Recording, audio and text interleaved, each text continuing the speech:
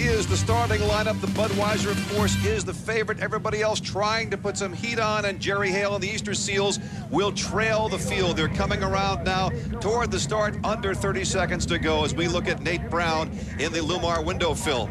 Out ahead of the field, John, but he's way on the outside. The Budweiser does not have lane one. Dr. Ken Muscatel is in there. It looked like the Appian Geronimo was also in there between boats inside the Budweiser. Lumar a little early. If he doesn't have to slow down, he's going to make a great start. And here comes the Elam on the outside.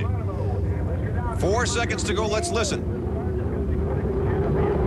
Elam pokes his nose out ahead. But now here comes Budweiser. He's 2 lanes inside of Elam. It's going to be those 2 boats heading into the first turn. Jimmy King really rocking.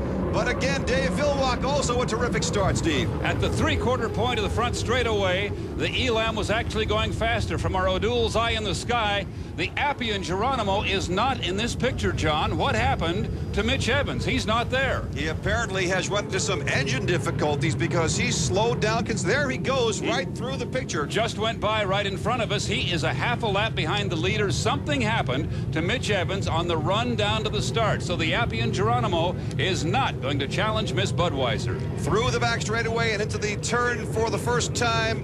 Coming around to finish lap 1 is Dave Villwock and Budweiser. This is a 5-lap final, and you see we've got a little bit of rollers already. Yeah, but look at that boat ride. You cannot build a machine to skim over the surface of an uneven river like this at 200 miles per hour any better than that.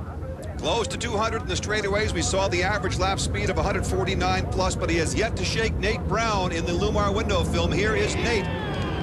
And that's a very pleasing sight for the Lumar window film crowd in the Bill Worcester camp. And they should be excited, John. For that team to be running second at this point is a tremendous accomplishment. Except for a brief appearance in the Gold Cup where nothing went right, this is their first real race this year.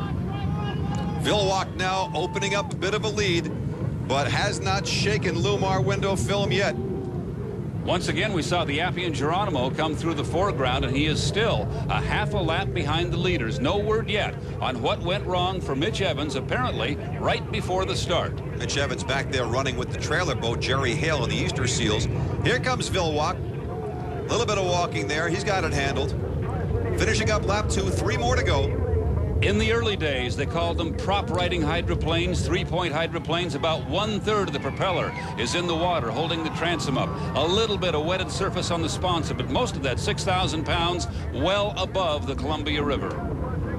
Jimmy King in the Elam coming up now on the outside is in 3rd place. We saw a moment ago Nate Brown trying to close a little bit of distance on Villwock from the O'Doul's eye in the sky. A rough ride around that turn we know too well, Steve. Slamming into some of those rollers created by the current as it comes down the Columbia, and it was one of those rollers that very nearly killed this very man, Dave Villwock, a year ago today. Here is Dave Villwock walking it down toward the other end. Still in control of this race.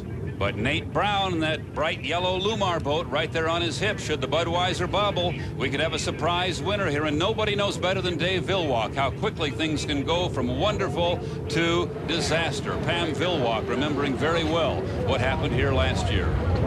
We heard Dave say at the top of the show, hey, I've been over in boats before. It's just another river, just another race. But you've got to believe Pam is going to be very happy when this one's over, particularly if it's over and he's in first place, which he is right now. Here comes Nate Brown again, trying to close up some water on him.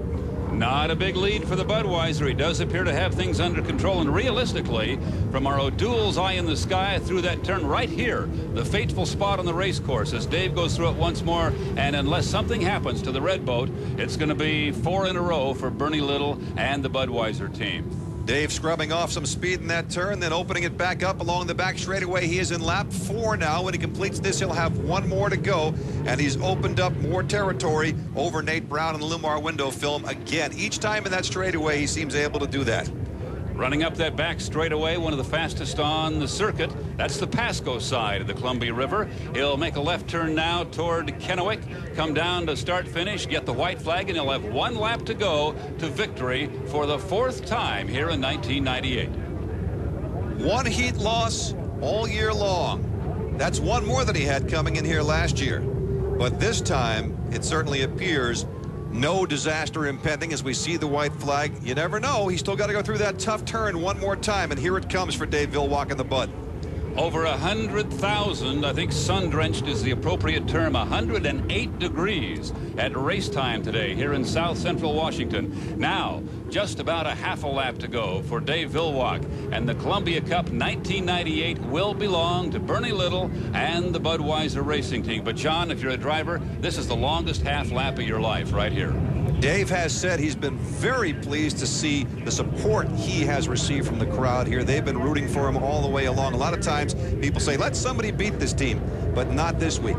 There were challenges from the Appian Geronimo, the Miss Elam, and the Lumar, but once again, it's going to be all Budweiser, John.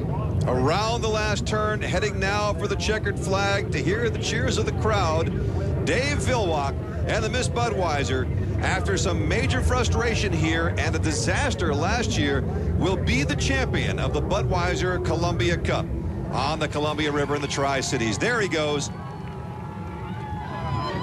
There's the celebration by Bernie Little and the Budweiser crew, and of course Pam Villwock, probably the happiest of all. Nate Brown, who carries the banner of Tri-Cities on his Lumar window film boat, is second, and Ken Muscatel gets fourth in the final heat. Third place goes to Missy Lamb Plus and Jimmy King. There's Jimmy heading back in. Nice performance for the Elstrom team. Disappointment, though, for Jerry Rise's team. Mitch Evans finishing sixth.